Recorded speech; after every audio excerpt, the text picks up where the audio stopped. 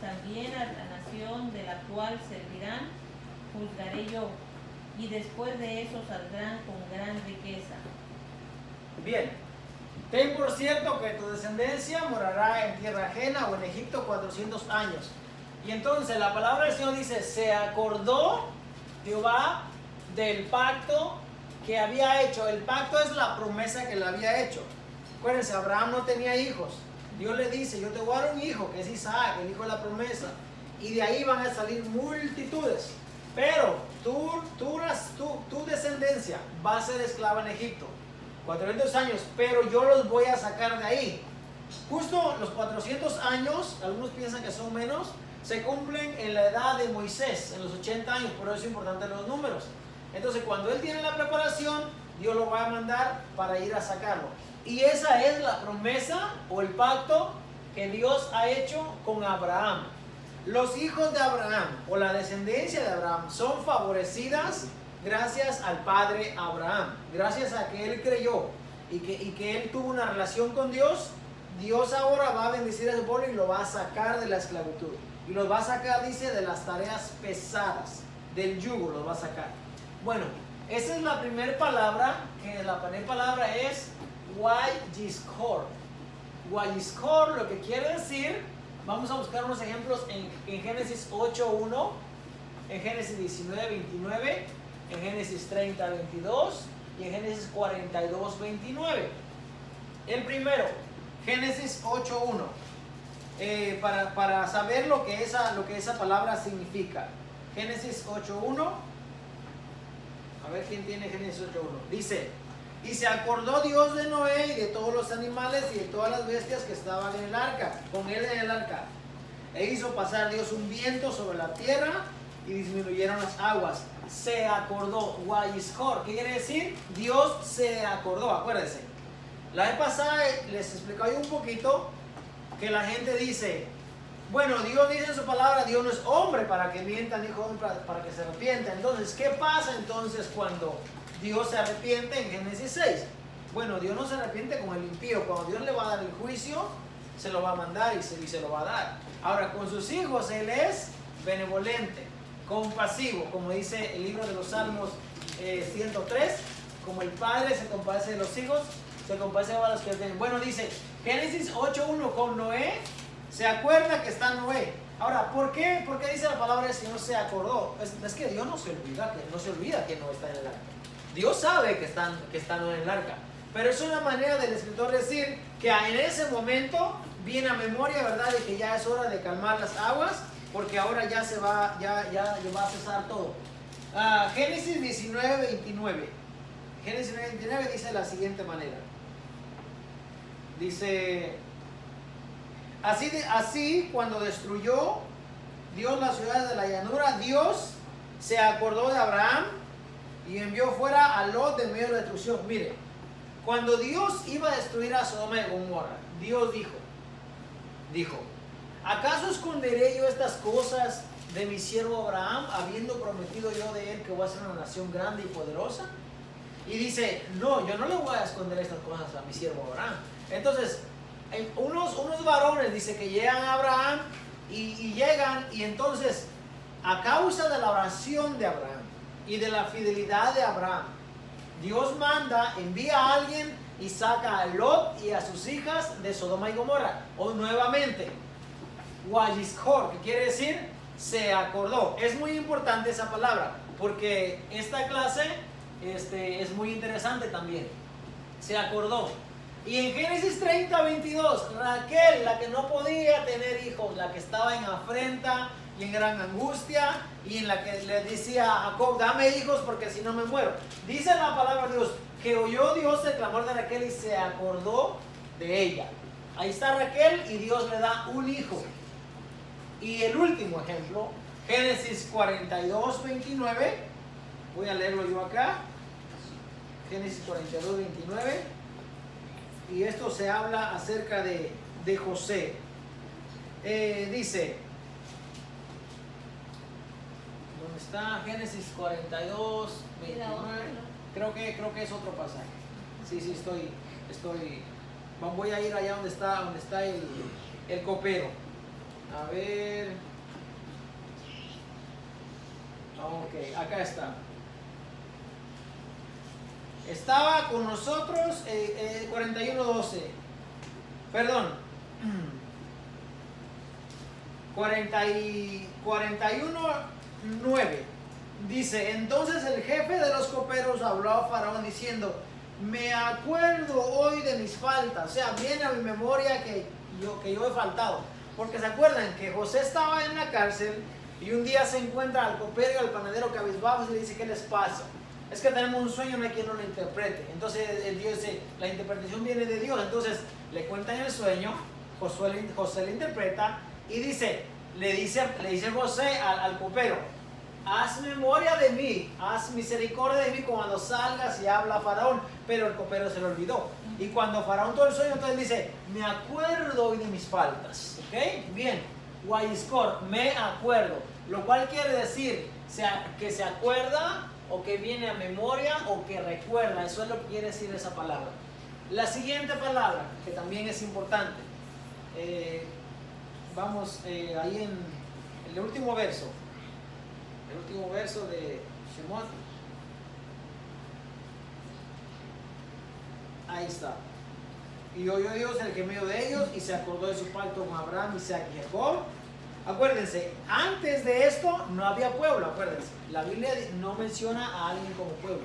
No lo menciona. Es a partir de aquí que vamos a empezar a conocer al pueblo. O al Amí, como se dice en hebreo.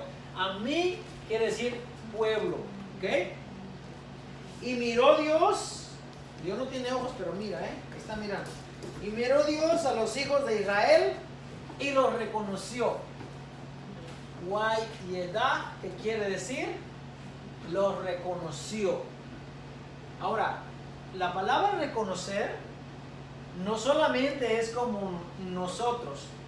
Nosotros podemos decir, por ejemplo, yo puedo, no sé, agarrar un zapato de mi esposa y un zapato de la hermana y decirle, se lo enseño, ¿verdad? Y les pregunto, ¿reconoce cuál es el zapato? Y dirán, pues claro, ese es ese, ¿verdad? Porque yo sé cuál es mi zapato.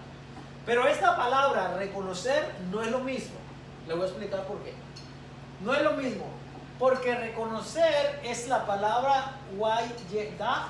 Y guayedá no solamente quiere decir conocer, conoció, conocer, saber, sino que tiene que ver con conocer íntimamente. ¿Ok? Esa palabra tiene que ver con conocer íntimamente. Hermanos, yo sé que después de la intimidad, ya no hay nada más que usted pueda decir, es que yo no conozco nada más de mi pareja. Ya no hay. Y cuando usted está casado, usted conoce de qué cosa yo no voy a saber de mi esposa o ella no va a saber de mí. Eso es lo último. Ya no hay nada más. Ahora, ¿por qué le digo esto? Porque la misma palabra, guayedá, es la que se utiliza en Génesis 4:17, cuando dice, conoció Caín a su esposa, la cual le dio un hijo. ¿Qué quiere decir conocer? Tuvo intimidad con ella. La conoció en lo más profundo, en lo más íntimo, en lo más privado, en lo más secreto. Eso es lo que quiere decir. Adán, en Génesis 4:25 también, conoció a Adán a su esposa. Nuevamente, voy a leer ese ejemplo. A ver, Génesis 4:25 dice, y conoció de nuevo a Adán a su mujer, la cual le dio a luz un hijo, llamó a su nombre Set, porque dijo ella, porque Dios dijo ella, me ha sustituido otro hijo en lugar de Abel, a quien mató Caín. Cuando Noé sale del arca y uno de estos hijos de él comete un pecado contra él, porque no solamente ve que su padre está desnudo, sino que se burla de él. Entonces, cuando Noé sale de su embriaguez, su estado de embriaguez, Noé supo, o sea, con certeza él sabe que quien hizo la maldad fue su hijo Canaán y lo maldice. Y eso está en Génesis 9:24 y se emplea la misma palabra, guayedá. Ahora, cuando vemos al ejemplo de 1 Samuel 1:19, cuando habla de Elcana y Ana, también usa el mismo verbo, conocer. Yo le voy a explicar por qué le estoy trayendo todo esto.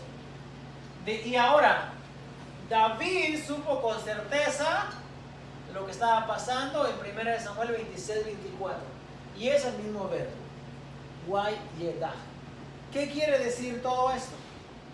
Quiere decir que antes de esto, Dios no tenía pueblo. Eso es lo que quiere decir.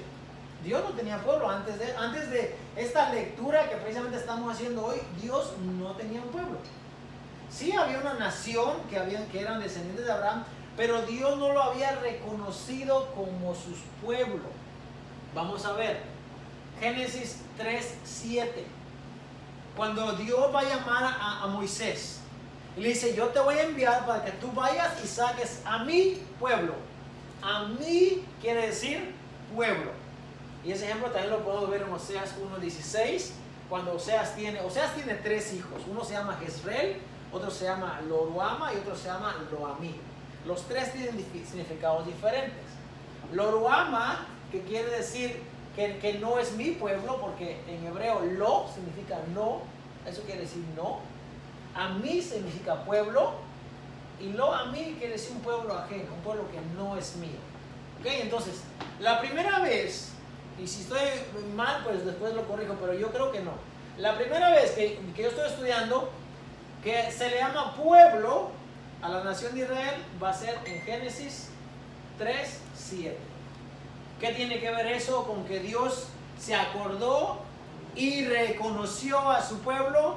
Que en ese tiempo fue cuando Dios lo tomó, lo hizo de él. Ahora, hay una teoría que se ha enseñado por muchos años, y hoy en día, como se va avanzando en el conocimiento, en el entendimiento de la escritura, hoy en día es un error enseñar esto, pero mucha gente lo enseña. Yo no sé si usted ha escuchado que hoy en día hay 2 pueblos. ¿Cuántos han escuchado eso? La nación de Israel, que es un pueblo, y la iglesia, que es otro pueblo. Mucha gente enseña eso. Dicen que hay 2 pueblos. Dicen que hay 2 pueblos, y dicen que el pacto, y dicen que la manera de tratar de Dios con Israel ya quedó en la historia, y hoy en día el que reina es la iglesia. Eso es lo que mucha gente enseña. Pero en la Biblia, la teoría de que hay 2 pueblos no es avalada por lo que la escritura dice. Mucha gente lo piensa de esa manera, porque tiene su manera de pensar, pero cuando lo llevamos a la escritura, nos vamos a dar cuenta, como dice el apóstol Pablo, vamos a buscar acá en el libro primero, ya expliqué que a mí quiere decir pueblo, ¿ok? Ahora, el apóstol Pablo dice en la carta de Romanos, en el capítulo 8, y luego también en el capítulo 11, casi 2 capítulos completos hablan acerca de eso. La carta está mandada a los judíos que están en Roma, ¿ok? Entre los cuales también hay gentiles, pero en su mayoría son judíos, por el lenguaje que el apóstol Pablo utiliza. Habla de asuntos y de cosas que ellos entienden. Y dice en el libro, en el capítulo 11, dice, verso 1, digo pues, ¿ha desechado Dios a su pueblo? En ninguna manera, porque también yo soy israelita, de la descendencia de Abraham, de la tribu de Benjamín. Escuche bien, no ha desechado Dios a su pueblo.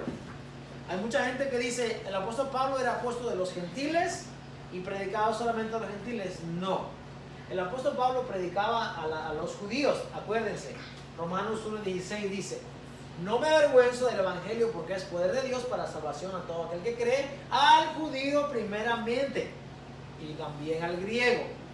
Y cuando dice, porque la ira de Dios se revela desde el cielo contra toda injusticia, y luego dice, al judío primeramente, también su castigo primero al judío, y también al griego, dice. Pero hay una ocasión en la que el apóstol Pablo y Timoteo están predicando, y entonces ellos se molestan, se enojan porque no lo reciben, y ellos están en Hechos 18. Y él dice que sacude los pies Y dice, yo me voy a los gentiles, dice. Pero el mandamiento era para que él fuera a los de su gente, a los judíos. Ese era el mandamiento. Ahora, él en Romanos 8, él dice, Romanos 11. Bueno, 8 y 11 son los dos en los que estamos. Él dice, ¿y Dios ha echado a su pueblo? En ninguna manera. También yo soy israelita. Dice, ¿no ha desechado Dios a su pueblo, al cual desde antes conoció?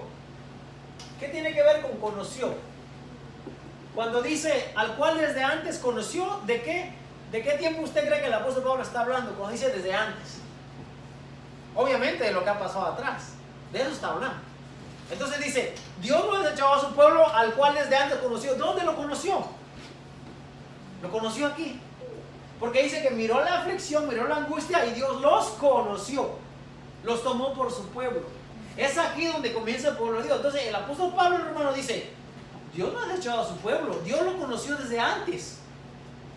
Entonces dice, sigue diciendo, Dios no ha desechado a su pueblo, al cual desde antes conoció.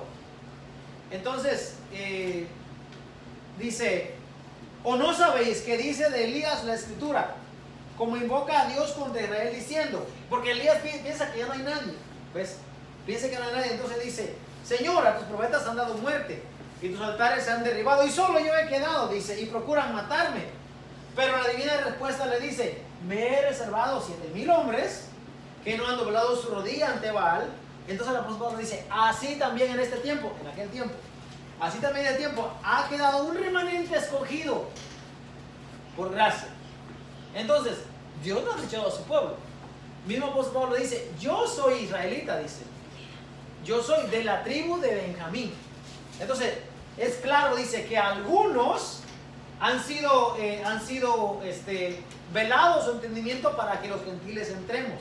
Porque sigue diciendo, que pues lo que buscaba Israel no lo ha alcanzado, pero los escogidos sí lo han alcanzado. Acuérdense, los escogidos son aquellos que recibieron el mensaje. Los escogidos son aquellos que recibieron el mensaje como venía la salvación. Y dice, y los demás, dice, fueron endurecidos. Los demás. O sea que el pueblo de Israel, digamos, una parte del pueblo de Israel fue endurecido, mientras que otra fue salva. ¿Ok? Esta parte fue endurecida. Ahora el apóstol Pablo va a explicar por qué. Dice, ¿qué ventaja? Romanos 3:1. ¿Qué ventaja tiene pues el judío, o de qué aprovecha la circuncisión? Y él mismo contesta, dice, mucho, en todas maneras. Primero, ciertamente, al ser judío, que les ha sido confiada la palabra de Dios. Pues que, si algunos de ellos han sido incrédulos, algunos de ellos han sido incrédulos, algunos. Su incredulidad habrá hecho nula la fidelidad de Dios. ¿Cuál fidelidad? La que Dios le dijo a Abraham, el pacto que tenía con ellos. Esa fidelidad de Dios no la hace nula el que algunos hayan sido endurecidos. Por eso aquel canto que dice, tu fidelidad es grande, ese canto traspasa las fronteras de aquí, hermano, porque es la fidelidad de Dios la que estamos cantando. La fidelidad de Dios es incomparable. Dice, si algunos han sido endurecidos, eso no ha hecho nula la fidelidad de Dios a su pueblo. De ninguna manera, dice, antes, sea Dios veraz y todo hombre mentiroso, como está escrito, para que sean justificados en tus palabras y venzas cuando fuere juzgado. Ahora, el injerto, usted sabe lo que es el injerto, ¿verdad? A ver si yo dibujo aquí algo. Un arbolito con muchas manzanas. Bueno, la manzana la da por acá. Okay. Este es un árbol. Y el apóstol Pablo dice, ustedes dicen que eran un pueblo por acá, apartado, ajeno de las promesas, sin pacto, sin ley, sin nada. Dice, ustedes vienen y han sido injertados en el olivo natural. ¿Quién es el olivo natural? El pueblo de Dios. Es que no hay dos pueblos. Hay mucha gente que piensa que hay dos pueblos, pero es que no hay dos, solamente hay un pueblo. Cuando Dios viene y viene por su pueblo, se van a ir ¿quiénes? Los judíos, los cristianos, los que están injertados en el pueblo, como Ruth. ¿Se acuerdan de Ruth la moabita? cuando Ruth la Moabita, cuando su marido Malón, no sé si era Malón o Kelión, porque habla de los dos. Quizás era Malón o Kelión. Cuando ellos mueren, Noemí le dice, váyanse hija, regrésense a su pueblo. Porque dice, aún si estuviera yo con un varón esta noche, dice, y concibiera, dice, ustedes no van a estar esperando hasta que él crezca para que se case con ustedes.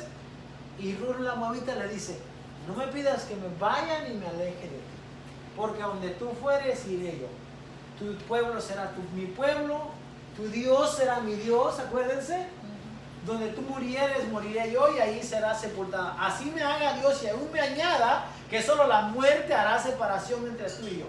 Así como Ruth la Moabita, que dijo, tu pueblo va a ser mi pueblo, tu Dios será mi Dios. ¿Quién más?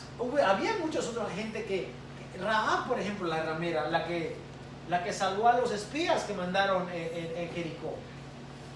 Aquella mujer fue redimida también, y de ahí viene también la descendencia del Mesías. Entonces, el pueblo, nosotros somos injertados acá, y eso lo dice el apóstol Pablo, no lo digo yo. Dice así que en cuanto al evangelio son enemigos por causa de vosotros, pero en cuanto a la elección son amados por causa de los padres, porque irrevocables son los dones y el llamamiento de Dios. Pues como nosotros también en otro tiempo eran desobedientes a Dios, pero ahora habéis alcanzado misericordia por la desobediencia de ellos. Así también estos ahora han sido desobedientes, para que por la misericordia concedida a vosotros, ellos también alcancen misericordia. Porque Dios sujetó a todos en desobediencia para tener misericordia de todos. Dice el apóstol Pablo, cuando nos habla, está en Romanos 11, precisamente en el verso 17. Pues si algunas de las ramas fueron desgajadas o quitadas, les puse un arbolito aquí, digamos algunas ramas han sido quitadas, dice el apóstol Pablo, y tú, dice, siendo olivo silvestre. El olivo silvestre, el apóstol Pablo hace esta analogía, esta comparación al olivo que sale así nada más sin plantar, el silvestre, el que no sirve. Dice, y tú, siendo olivo silvestre, has sido injertado en lugar de ellas. Quitaron unas ramas, Dios los endureció, dice, para que tú fueses injertado. Cuando usted hace un injerto, usted come del fruto de esa otra planta. Por ejemplo, la tangerine. ¿La tangerine se llama? Mandarina. Pero no es mandarina. El tangerine es un injerto, un crossover como de naranja con mandarina. Y entonces sale una fruta diferente, pero sale del injerto. ¿Romanos qué dijiste la cita? Romanos 11, 17. Un injerto, eso es lo que es, eso es lo que hay. Usted y yo, hermanos, somos injertados en el pueblo de Dios. ¿Cuál pueblo? El pueblo que Dios conoció allá cuando estaba en esclavitud. Porque acuérdense, antes de esto, yo no puedo encontrar otra parte que la palabra del Señor llame a ellos pueblo. No hay pueblo, no hay pueblo. Es aquí, tiene que ser aquí. Porque no hay otro lugar en la escritura donde se llame pueblo. Adán, Eva, no se les llamaba pueblo. Ellos no se les llamaban pueblo. Ellos tenían una relación con Dios, de repente se cortaba, de repente se salía de nuevo. Incluso Noé y su familia, a ellos no se les llama pueblo. El pueblo de Dios comienza acá. Y eso es lo que la palabra del Señor dice. Nosotros hemos sido injertados al pueblo. ¿Cuál pueblo? El pueblo de Dios, el pueblo de la promesa, el pueblo del cual Dios se acordó cuando estaba en esclavitud. Y es importante porque, por ejemplo, en Mateo 15, 24, cuando está aquella persona buscando que se le haga un favor, dice, el Señor nos dice, yo no he sido enviado, dice, sino a las ovejas perdidas de la casa de Israel. Las ovejas perdidas de la casa de Israel son las tribus que están en el norte. Miren acá podemos ver las tribus del sur, Judá, Simeón, esto es la parte, Benjamín, del sur. Y de acá para arriba es el norte. Casa de Israel se llama al norte. Rubén, todo aquí para arriba. Eso es el norte. Entonces, cuando Jesús dice, yo no he sido enviado sino a las ovejas perdidas de la casa de Israel. Y en una porción de la Escritura dice, id por todo el mundo y predicar el evangelio a toda criatura. Bueno, primeramente, no es el mundo como hoy en día lo conocemos, porque el mundo de aquel tiempo era mucho más pequeño que el mundo que tenemos hoy en día. En aquel tiempo era todo el mundo. Ahora, ¿quién estaba en todo el mundo? Los expatriados, los que habían sido sacados en la diáspora, los que estaban en Capadocia, en Pontio, en Bitinia, en Galacia, todo lo que habla en el libro de Hechos capítulo 2. Ese es el mundo de aquel tiempo. Y ahí estaban toda aquella gente dispersada. Y el Señor los manda que vayan a predicar el evangelio a aquellas personas. Pero el mandamiento era, acuérdense, a los judíos. Ese era el mandamiento. Después entramos nosotros los gentiles porque como se endurecieron y como no quisieron, pues entonces venimos nosotros y nos injertaron ahí. ¿Quién nos injertó? Dios. Porque Él dice, yo soy la vid verdadera, dice, mi padre es el labrador. Está haciendo la comparación a una vid. Entonces, unas ramas del olivo silvestre fueron quitadas, dice, desgajadas, para que entonces nosotros somos injertados ahí. ¿Cuántos pueblos hay? Es un solo pueblo, no son dos. Si fueran dos, entonces estaría dividido en alguna parte y sabríamos que realmente son dos. Entonces, ¿dónde voy a estar yo? ¿En cuál pueblo voy a estar? Tenemos otro que entender qué es lo que la palabra del Señor dice. Ahora, es cierto que usted y yo no podemos guardar las fiestas, no podemos hacer todo lo que va a hacer. Es más, ni siquiera ellos lo pueden hacer ahora mismo, porque no están en su lugar, porque hay muchas cosas que han sido cambiadas. ¿Okay? Pero eso no quiere decir que por eso nosotros vamos a decir, no, nosotros somos la iglesia del Señor y ustedes pues ya se quedaron por allá. El apóstol Pablo dice, le voy a leer aquí ya para terminar. Dice la palabra del Señor.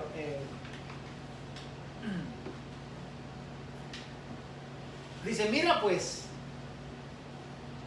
bien, dice, porque si Dios no perdonó a las ramas naturales, a ti tampoco te perdonará. Mira pues la bondad y la severidad de Dios. La severidad ciertamente para con los que cayeron. Esta parte que le digo que no aceptó, los que cayeron, dice. Y entonces dice, ciertamente nos cayeron, pero la bondad para contigo, si permaneces en esa bondad, pues de otra manera tú también serás cortado. Y aún ellos, dice, si no permanecieran en incredulidad, serán injertados, pues poderoso es Dios para volverlos a injertar. Está utilizando la misma comparación. Dice, Dios quitó las ramas, te injertó a ti, pero si ellos no fueran incrédulos, dice, Dios es poderoso para volverlos a injertar. Eso es lo que la palabra del Señor dice. Porque dice, si tú fuiste cortado del que por naturaleza es olivo silvestre, el que sale solo, el que no lo quieren, ese éramos nosotros. Y contra naturaleza, dice, fuiste injertado en el buen olivo.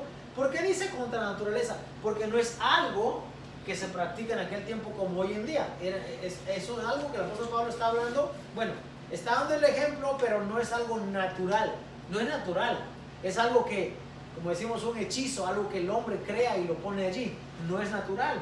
Entonces dice, ¿cuánto más estos que son las ramas naturales serán injertados en su propio olivo?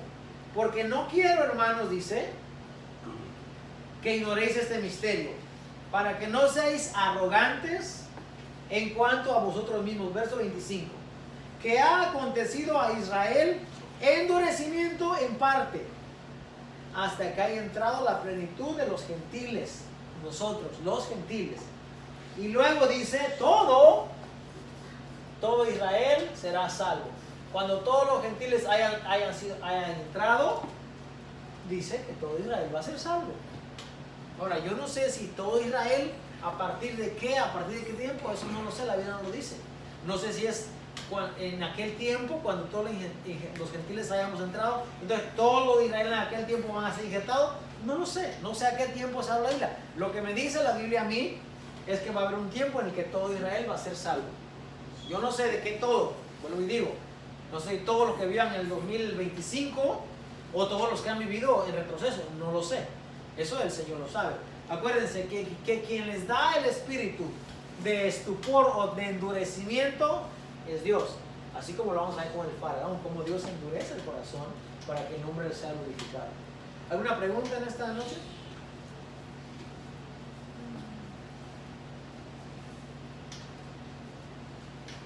Tenía una, pero ¿Se fue? se fue. Bueno, grábense esta palabra. A mi pueblo. A mí quiere decir pueblo. El mejor ejemplo lo podemos ver en Oseas 1.